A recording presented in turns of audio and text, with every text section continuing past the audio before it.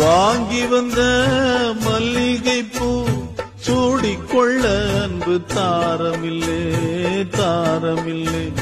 போகையிலே என்னிடத்தில் சொல்லிக் கொள்ளக்கூட நேரமில்லே நேரமில்லை.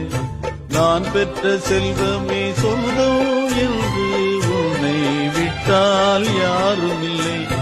நாள்தோறும் அம்மாடி கண்ணீர் சிந்த கண்ணில் இன்னும் நீரும் இல்லை.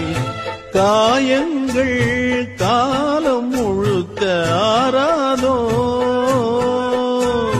நான் செய்த பாவ கணக்கும் தீராதோ.